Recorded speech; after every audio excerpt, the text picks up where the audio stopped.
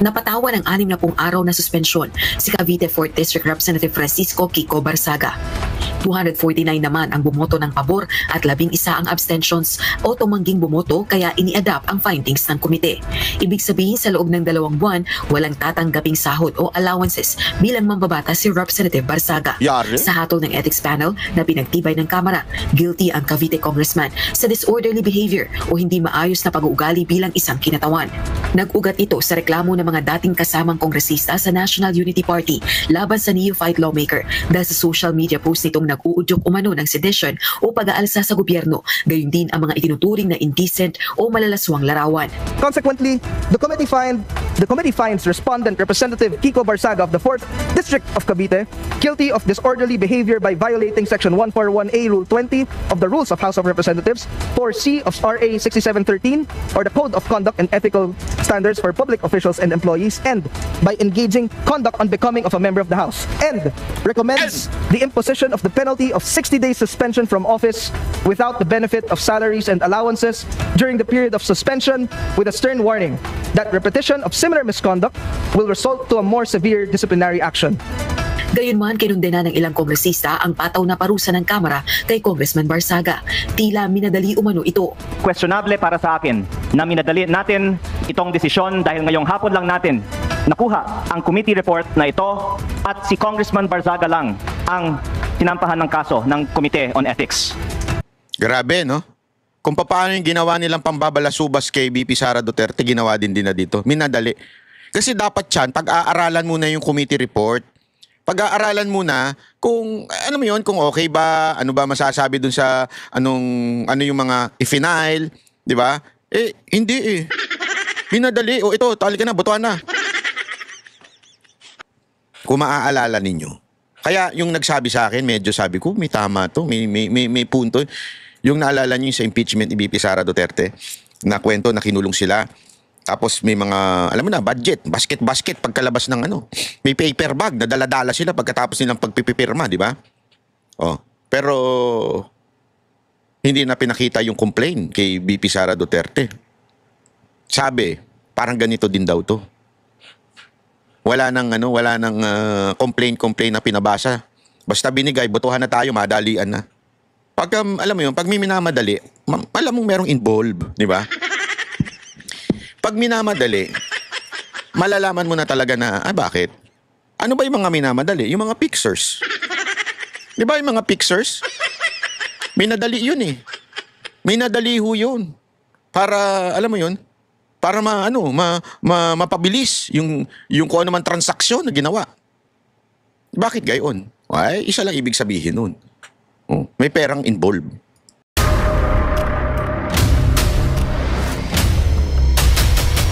Bago tayo mag-umpisa, baka pwede niyong i-like ang video na to. Malaking bagay ang like sa aming mga content creators. Maraming salamat po.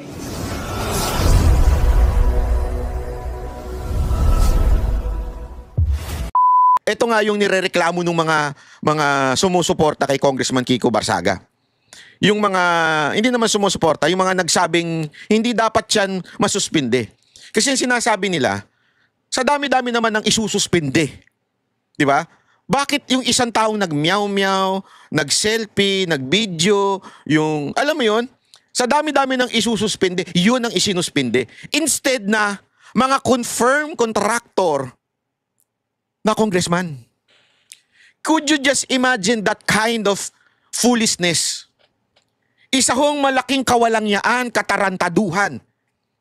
Marami ng mga congressman ang pinangalan ng kontraktor, hindi lamang ni Kiko Barsaga, hindi lamang po ng mga Duterte supporter, hindi. Kahit nga yung mga kaalyado nila, ay binanggit na mga kontraktor ito na mga congressman. Putang ina, walang ginawa. Walang ginawa ang ethics. Papetiks-petiks lang kayo. Tapos etong mamang si Kiko Barsaga na kung saan binati ko si Marcos, binati ko si Romualdez, agad-agad ninyo sinuspinde. Anong katarantaduhan yan? Ako mga kababayan, alam nyo, kilala nyo ako. Pag tama, pinapalakpakan ko. Pag mali, binabanatan ko. As a matter of fact, there was one time na medyo binatikos ko si Congressman Kiko Barsaga. dahil meron akong nakitang maaari niyang i-improve as a congressman. At siya'y nakinig. Maganda ang naging naidulot nito. 'Di ba? Maganda ho yung iba sa inyo nagalit, ba't ko daw pinuna? Hindi ko kasi tayo ganoon eh. Ang Banateros o lalong-lalo na si Banat Bay, hindi po yung ganoon na pagka sisip-sip lang dahil pareho kayo ng political agenda. Hindi. Pag tama ako, palakpakan. Pag mali, banatan, kahit pa kaalyado ko, kahit pa kakulay ko, kahit pa kaamoy ko. Di ba? Ganun si Banat Bay. Kasi prangka ko eh. Walang nagbabayad sa akin, walang nagsusustento sa akin. Kayo lang mga viewers ko. Kaya hindi ako takot na bumatikos ng kahit sino man na sa tingin ko nagkakamali. At there was one time na batikos ko si Congressman Kiko ng maayos. At nakita ko naman na nag-improve din siya at gumanda ang kanyang lalong yapak. Di ba? Pero ito, malaking katarantaduhan ito. Malaking katarantaduhan na isuspendihin mo ng 60 days dahil lang sa ganun. Pwede mo namang i-reprimand eh. Pwede mo sabihin na, oy, Kiko, medyo itong part na to, isablay na ito. Kasi ang pinupunan nila, it's not just yung batikos, pati daw yung pag-post ng may babae or something, at saka, which is noon pa yun ha. Hindi pa siya congressman noon. At saka yung, may hawak na pera, na hindi pa rin siya congressman noon time na yun, yung tatay niya. 'Di ba? Tatay niya ba yung lolo niya? Nakalimutan ko na. Tatay niya ata, yun, 'di ba? So ano ibig ko lang sabihin? Yun ay mga maliliit na bagay. Siguro it's a small, hindi ko sinasabing tama yun ha. Sinasabi ko maybe it's a small mistake na hindi naman apektado ang kalalagayan ng bansa. Hindi naman nauubos ang pera ng taong bayan. Hindi mauubos yung tax dahil lang doon sa pag-post lang yun. Eto mga putang inang congressman na ito na kontraktor, yan ubos ang pera natin. Yan po ang umuubos ng pera natin. Bakit? Kaya nga sila kontraktor eh. Gumigit na sila eh. Kumukonyat sila, paldong-paldo sila doon sa pera eh. Dahil pag sila nagpasok, sila kikita, tang ina congressman ka, kumita ka sa gobyerno. Anong kagaguhan yun? Tapos yung ethics complaints, petiks lang. Pupuruan ko kayo ngayon, kayong ethics complaint, kayo lalo ka na Abalos. Mag-antay ka dyan.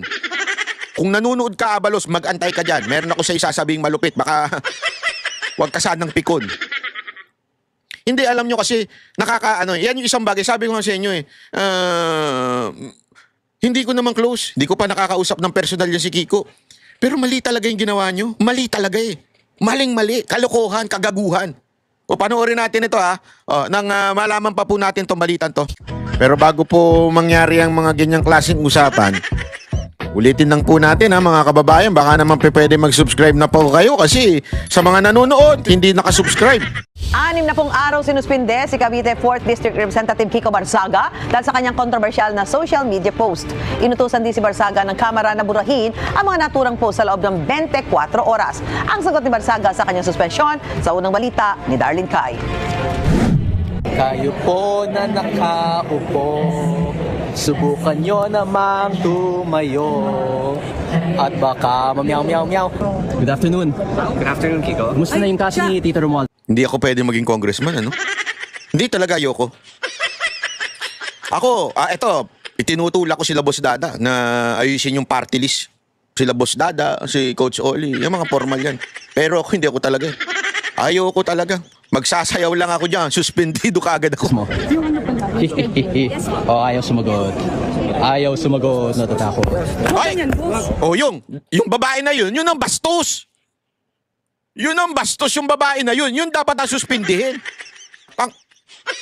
Kung ako yun, do not touch my cellphone. Hinawakan yung cellphone, di naman kanya. Ano yan? Snatcher? Snatcher ka, madam? Bakit may hinawakan yung cellphone? Bakit mo kinukuha? Snatcher ka? Dapat idemanda mo yan. Nagalit na si Rep Garin.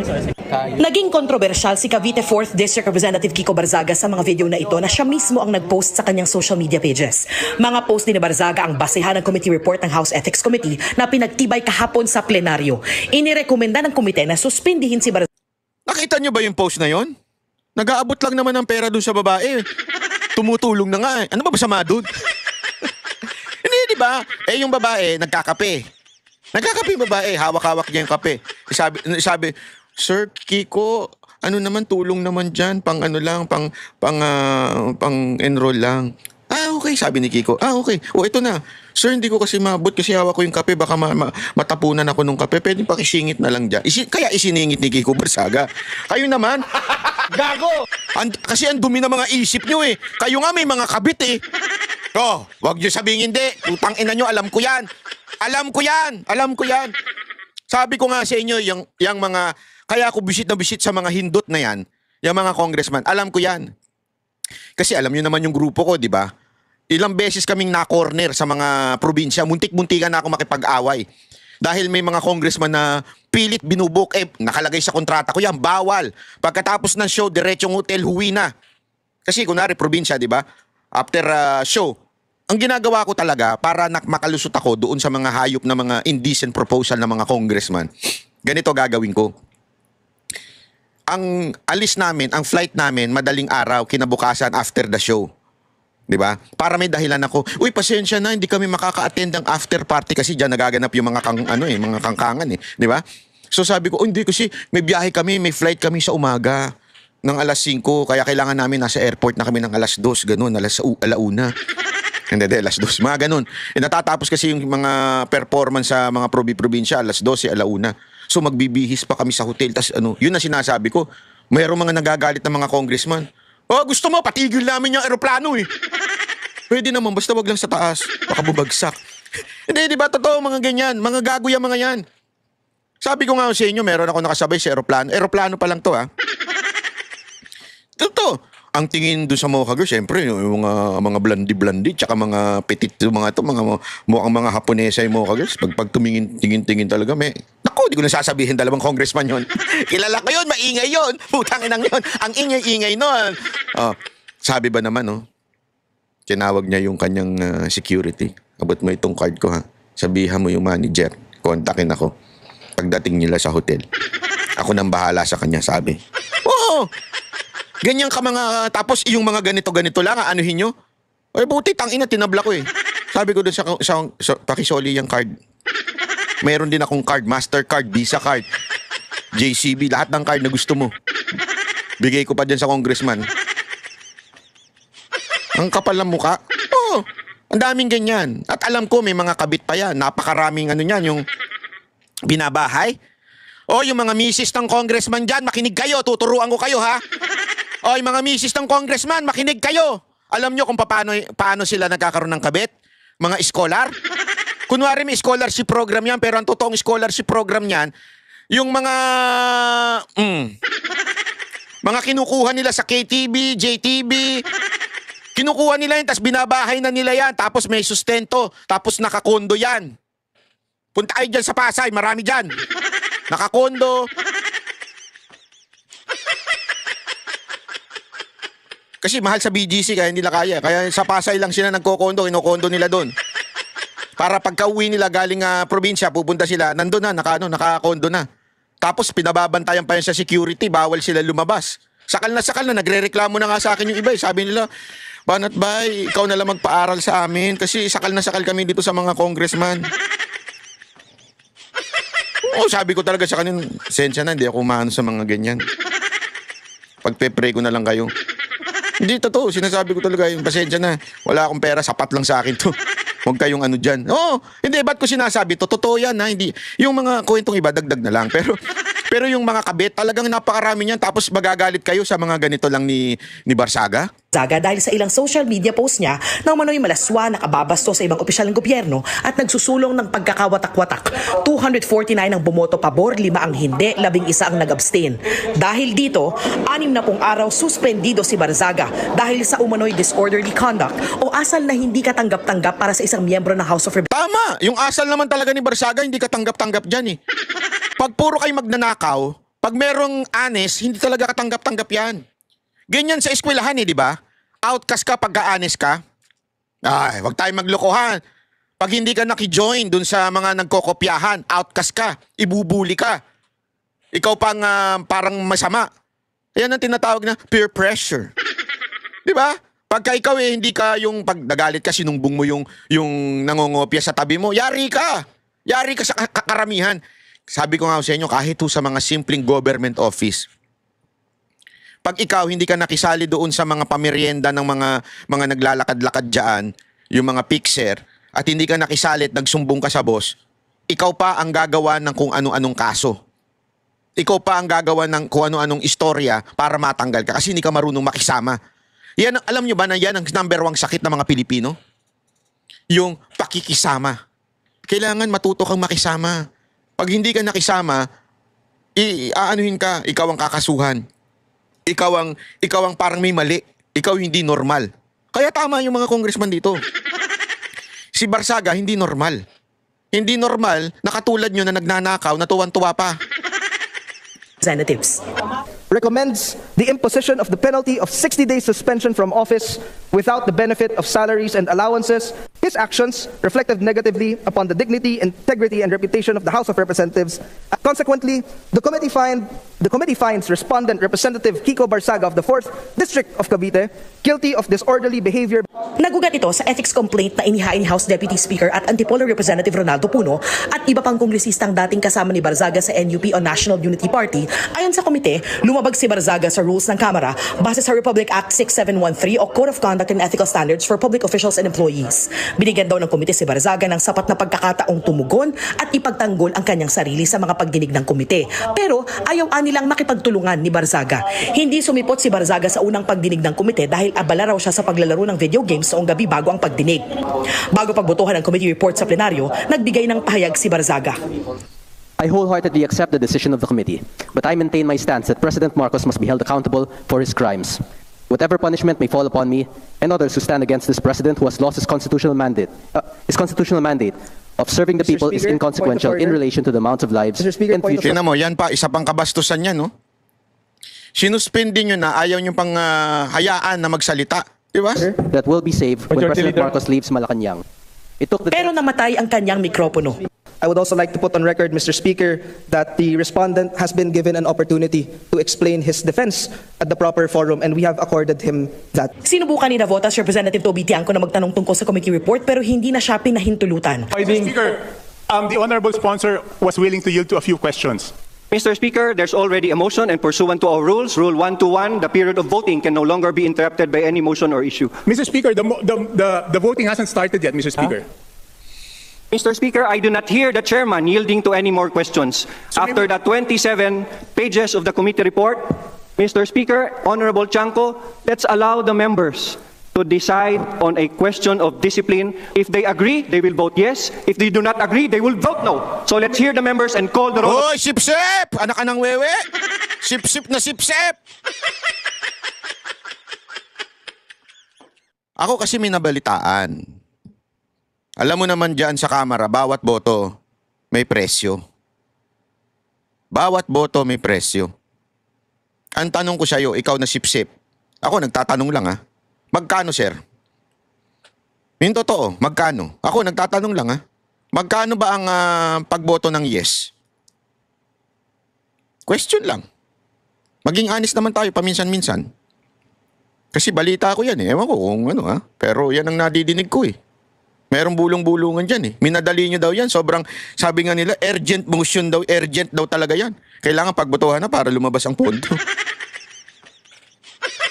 Magkano ang pagboto ng yes? Pakisagot nga ako, sir. Members. Pagkatapos ng botohan, ipinaliwanag ng ilang kongresistang bumoto ng hindi pabor sa committee report ang kanilang boto. Ang boto ko ay no, hindi dahil perpekto si Congressman Barzaga. Pero dahil questionable para sa akin na minadali natin itong desisyon, hapon lang natin nakuha ang committee report na ito. Hindi po sa pamamagitan ng aksyong ginawa natin kay Representative Barzaga mababawi ang kredibilidad ng ating institusyon. Yawn. What we need is to bring the public's trust. Tama ka dyan Minsan kasi mali din ito pero ngayon tama ka dyan. Hindi kasi minsan totoo, etong batang to, bagong congressman to Minsan yung kanyang bitaw, wala sa hulog. Sa totoo lang, wala sa hulog yung minsan niyang bitaw. Para sa akin. Pero this time, tama yung, yung banat mo.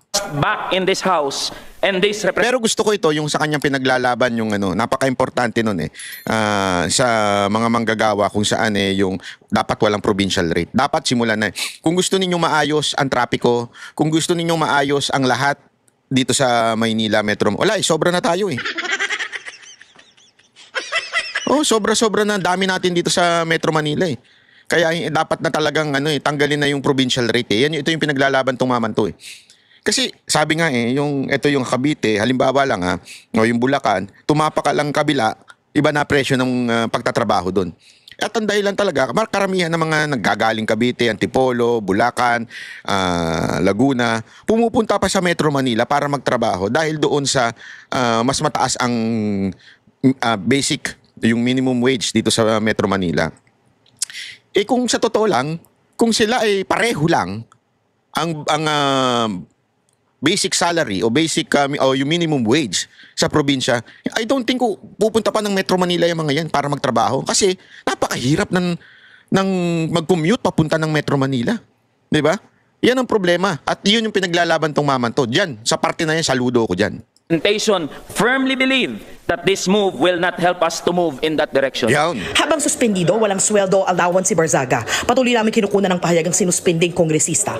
Bukod sa 60-day suspension, binalaan din si Barzaga na ang pag-ulit sa kaparehong asal ay magre-resulta sa mas matinding parusa. Inutusan din siya ng komite na burahin ang mga inireklamong social media posts sa loob ng 24 oras. Ito ang unang balita. Darlene Kai para sa GMA Integrated News. Ayan, ito naman yung iba pang mga reaction. Maganda kasi yung mga reaction ng ng mga kakapwa niya mambabatas. Sorry, hindi yan. Ito. 5 kongresista ang tumutol sa rekomendasyon ng House Ethics and Privileges Committee na patawan ng 60 araw na suspensyon si Cavite 4th District Representative Francisco Kiko Barzaga. 249 naman ang bumoto ng pabor at 11 ang abstentions o tumangging bumoto kaya ini-adapt ang findings ng komite. Ibig sabihin sa loob ng 2 buwan, walang tatanggaping sahod o allowances bilang mambabatas si Representative Barzaga. Sa hatol ng ethics panel na pinagtibay ng Kamara, guilty ang Cavite congressman sa disorderly behavior o hindi maayos na pag-uugali bilang isang kinatawan. Nag-ugat ito sa reklamo ng mga dating kasamang kongresista sa National Unity Party laban sa neophyte lawmaker dahil sa social media post nitong nag-uudyok umano ng sedition o pag-aalsa sa gobyerno, gayon din ang mga itinuturing na indecent o malalaswang larawan. Consequently, the committee finds respondent Representative Kiko Barzaga of the 4th District of Cavite guilty of disorderly behavior by violating Section 141A Rule 20 of the Rules of House of Representatives, 4C of RA 6713 or the Code of Conduct and Ethical Standards for Public Officials and Employees, and by engaging conduct unbecoming of a member of the House, and recommends the imposition of the penalty of 60 days suspension from office without the benefit of salaries and allowances during the period of suspension, with a stern warning that repetition of similar misconduct will result to a more severe disciplinary action. Gayunman, kinundena ng ilang kongresista ang pataw na parusa ng Kamara kay Congressman Barzaga. Tila minadali umano ito. Questionable para sa akin na minadali natin itong desisyon dahil ngayong hapon lang natin nakuha ang committee report na ito at si Congressman Barzaga lang ang tinampahan ng kaso ng Committee on Ethics. Grabe, no?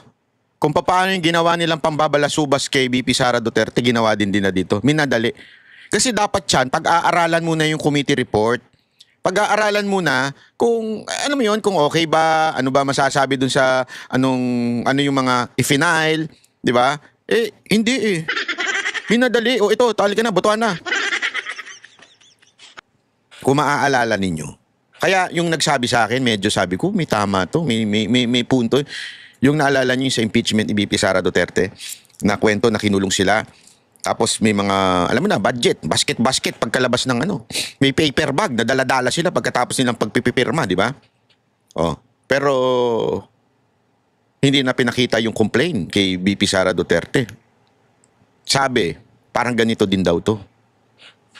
Wala nang complaint na pinabasa. Basta binigay, botohan na tayo, madalian na. Pag, alam mo yun, pag may minamadali, alam mong merong involved, di ba?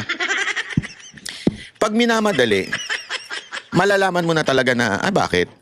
Ano ba yung mga minamadali? Yung mga pictures. Di ba yung mga pictures? Minadali yun eh. Minadali ho yun. Para, alam mo yun, para mapabilis yung kung ano man transaksyon na ginawa. Bakit gayon? Isa lang ibig sabihin nun. May perang involved. Ang boto ko ay no, lalo na dahil inuuna natin ang kaso niya kaysa sa mga mas seryosong isyong kinakaharap ng isa sa mga kasamahan natin. isang kapwa kong Batanggenyo na nandito ngayon na bumoto sa kaso ni Congressman Barzaga. Hindi ba nakakahiya maging miyembro ng Kongreso dahil parang naging normal na meron tayong isang kasamahan na inakusahan na nagbayad para sa mahigit 100 billion pesos ng mga kontrata sa DPWH? Walang binanggit na pangalan si Congressman Leviste pero nakuhanan nito ng video na inakbayan si CWS Party List Representative Edwin Garjola habang nasa plenary hall. Ang inaakusahan nitong top contractor ng Department of Public Works and Highways o DPWH sa Kongreso. Isa rin si Congressman Garjola sa tinagurian ng Independent Commission for Infrastructure na contractors at inirekomenda sa ombudsman na ireklamo dahil sa posibleng koneksyon sa construction companies na nakakuha ng flood control project sa gobyerno. Samantala, para naman sa ilang opisyal ng House Minority Bloc, labis ang parusang ipinataw kay Representative Barzaga. If he has indeed acted beneath the dignity of his office, then by all means, reprimand him, hold him to account. But discipline must always be commensurate to the transgression, and in this case, I believe this august chamber is responding with excessive severity. A reprimand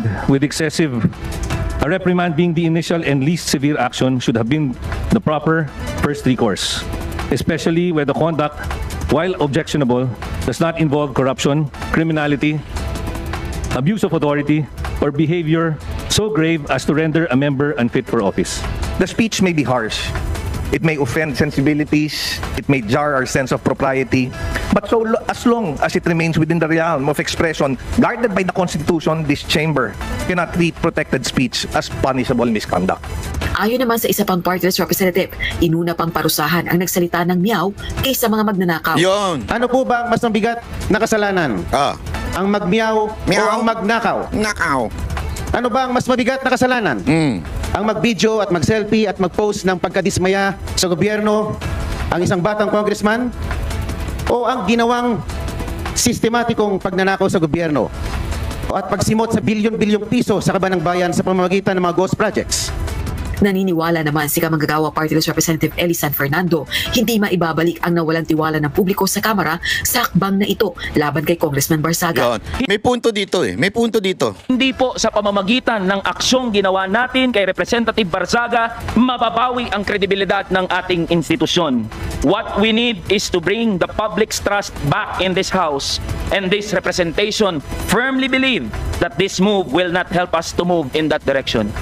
Tinanggap naman ni Congressman Barzaga ang desisyon ng Ethics Committee laban sa kanya pero iginiit na dapat ning parusahan si Pangulong Ferdinand Marcos Jr. sa mga krimen nito. I wholeheartedly accept the decision of the committee, but I maintain my stance that President Marcos must be held accountable for his crimes.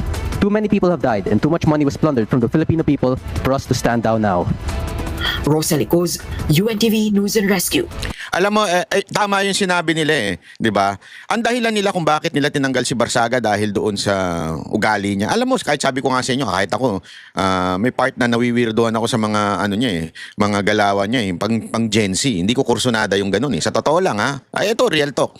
Pero wala namang, hindi naman mabababoy ang Congress dahil doon. O pag tinanggal, babalik ba yung dangal ng Congress? Hindi. Bakit? Hindi naman yun na nagpababoy ng dangal ng Congress O yung honor ng Congress. Hindi naman yun. Ang nagtanggal ng dangal ninyo, yung pagnanakaw ninyo.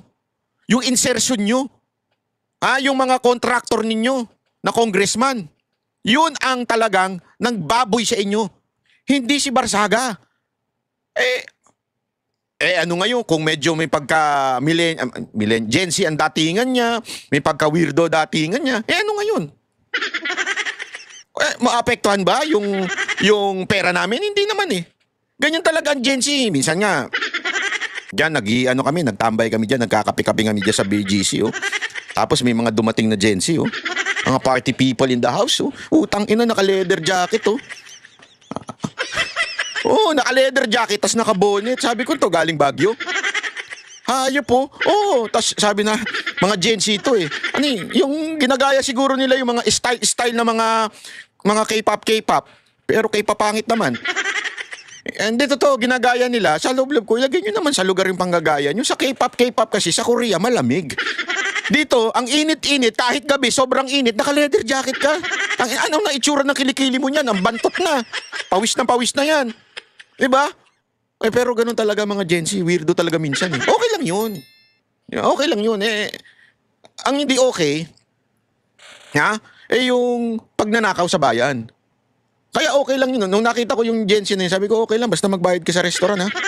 Huwag kang tatakbo. Ama naming Diyos na makapangyarihan sa lahat, salamat po sa iyong pagmamahal na hindi nagmamaliw. Sa gitna ng kaguluhan sa aming bansa, turuan niyo po kaming magtiwala sa iyong hustisya at hindi sa hustisya ng tao. Linisin niyo po ang aming mga puso at ituro niyo po ang tamang daan ng katotohanan at pag-ibig.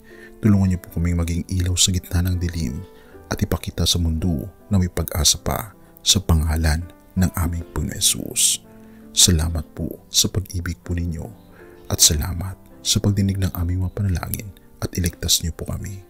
Sa pangalawa po niyong pagparito at patawarin po kami sa lahat ng aming mga pagkukulang at pagkakasala sapagkat ito po ang aming samutiling sa matamis na pangalan ng aming Panginoon Hesus. Amen. Sa lumang silid, mag-isa kang tahimik. Walang kamera, palakpak ay wala na. Ngunit sa bawat pader ng bayang iniwan mo, may pangalan mong di na mabubura.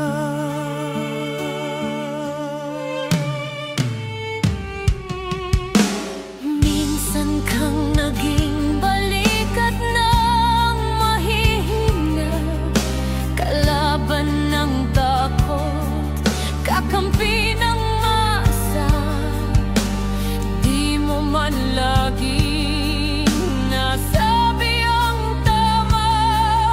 Pinili mong ipaglaban ang madla. Hindi ka sakdal gaya naming lahat, pero tumindi ka nang walang pag-atras. At ngayong pagod ka na, tatay, kami naman ang sasalo ng bawat bigat.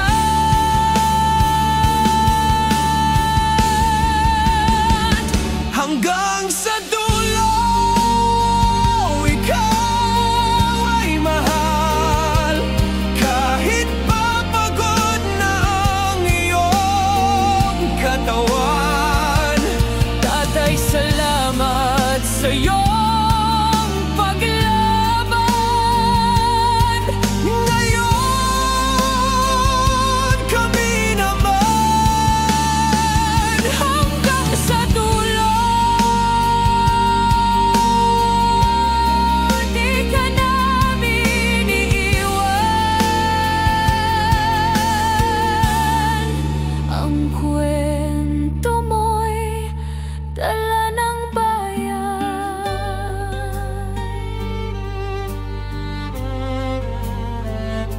Tahimik ka na sa mga batikos. Wala nang tugon, wala nang galit, pero sa mata ng mga maralita, naroon pa rin ang tapat mong alaala. Marami mang di nakaintindi, marami pa rin ang di nakakalimot.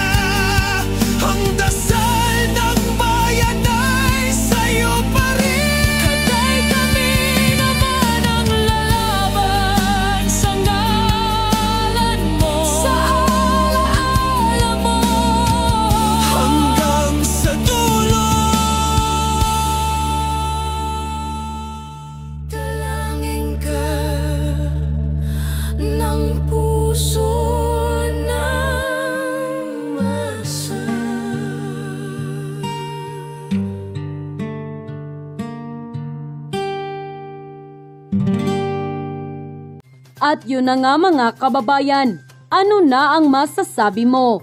Kung mayroon kayong hinaing at komento patungkol sa balitang ito, please comment down below. Pag-uusapan natin yan sa comment section. At kung nagustuhan nyo ang video, ay huwag kalimutang mag-like at i-share na din para mas marami pang makaalam at umabot ito sa marami sa ating mga kababayan. Maraming salamat po. Mabuti pa ang sardinas, may label. Eh tayo, wala. Nay, ito na yung bayad ko sa isa, ano? O, kunin mo yung isa. Isa muna, iyan, no? Tapos, isa pa, di ba? 4 dapat na sardinas, eh. O, yan. 3 na. Pang-4 na sardinas. Okay na.